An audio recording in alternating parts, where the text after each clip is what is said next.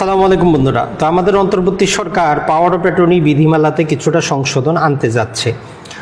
Power of attorney বিধিমালাতে যে সংশোধনী আনা হচ্ছে সেটা হচ্ছে পূর্বে বৈধ পাসপোর্ট না হইলে বা পাসপোর্টের মেয়াদ না থাকলে বা যারা বাংলাদেশি বংশোদ্ভূত না, যাদের বাংলাদেশি পাসপোর্ট গ্রহণ করেননি, তারা পাওয়ার অফ অ্যাটর্নি দিতে পারতেন না।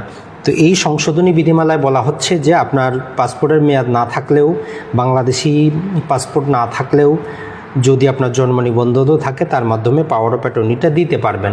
পাওয়ার অফ অ্যাটর্নি বর্তমান নিয়ম হচ্ছে যে আপনি যেই কোনো দেশের বাইরে বসে যেই কোনো সাদা কাগজে আপনি সরকারের প্রেসক্রাইব ফর্মে পাওয়ার অফ অ্যাটর্নি যাকে দিচ্ছেন তার নাম সহ যাবতীয় দলিলটা প্রস্তুত করে দূতাবাসে গিয়ে সেখানে স্বাক্ষর করবেন। তারপরে এক কপি দূতাবাস রেখে দিবে, আরেক কপি আপনি বাংলাদেশে কুরিয়ারে পাঠাবেন। সেই কুরিয়ারের কপি পররাষ্ট্র মন্ত্রণালয় অ্যাটেস্টেশনের জন্য জমা করা হয়। তারপরে সেখান থেকে সেটা ডিসি অফিসের ট্রেজারি শাখায় স্টাম্পিংয়ের জন্য দেওয়া হয়। তারপর সাব রেজিস্ট্রারের কার্যালয়ে রেজিস্ট্রেশন হওয়ার পরে দলিলটার বৈধতা পায়। এক্ষেত্রে 2 মাস, 3 মাস এবং 4 মাসের একটা টাইম লিমিট দেওয়া আছে। তো আমরা যেটা সরকারের কাছে দাবি করি সেটা হচ্ছে একটা ওয়েবসাইট তৈরি করা হোক যেটা পাওয়ার অফ অ্যাটর্নি রিলেটেড হবে। বিশ্বের যত দূতাবাস আছে বাংলাদেশি সেগুলোতে অ্যাক্সেস দেওয়া হোক এবং সাব রেজিস্ট্রারদেরকেও অ্যাক্সেস দেওয়া হোক।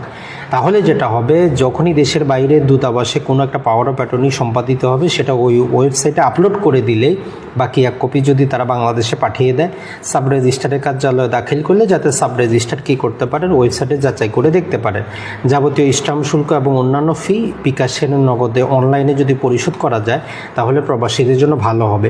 বর্তমানে যদি আপনি কারো মাধ্যমে করান, একটা পাওয়ার অফ অ্যাটর্নি বাংলাদেশে যথাযথভাবে করতে 50,000 টাকা খরচ হয়। আপনার নিজের লোক দ্বারা করাইলেও একবার গিয়ে আপনাকে কী করতে হবে, এটা জমা করতে হবে পররাষ্ট্র মন্ত্রণালয়। সেখানে ঘুষ দিয়ে 2 দিন 3 দিনে আপনি অ্যাটেস্টেশন করে নিয়ে আসে ট্রেজারি শাখা জমা করতে হবে। সেখানে ঘুষ টুস দিয়ে তারপরে নিয়ে আসে সাব রেজিস্ট্রারের কার্যালয়ে দিতে হবে, সেখানে আবার ঘুষ টুস দিতে হবে। তো এর চাইতে ভালো যদি একটা ওয়েবসাইটের মধ্যে এটা আপলোড করা হয়, তাহলে সারা বিশ্বের যত দূতাবাস আছে সেগুলোকে যদি অ্যাক্সেস দেওয়া হয়, এর মতো ভালো সুবিধা আর কারোই হবে না। মাত্র 2 ঘন্টা, 2 দিনে, 3 দিনে একটা পাওয়ার অফ অ্যাটর্নি কী করতে হয়, যথাযথভাবে বাংলাদেশে কিন্তু যাইতে পারতেছে যদি আমরা এই প্রক্রিয়াটা অনুসরণ করি। আজকে এই পাওয়ার অফ অ্যাটর্নিটা কী করলো, তারা আপলোড করে দিল, সাথে সাথে ডিএসএল কুরিয়ারের মাধ্যমে পাঠিয়ে দিল কালকে পর্যন্ত বাংলাদেশে, তারপরের দিন সাব রেজিস্ট্রারের কার্যালয়। তো আমরা আশা করব যে নীতিমালাতে এই সংশোধনীগুলো করা হোক, যাতে একটা ওয়েবসাইটের মাধ্যমে এই যাবতীয় প্রক্রিয়া করা হয়। এটাই হবে সত্যিকার অর্থে ডিজিটাল যুগে প্রবেশ করা।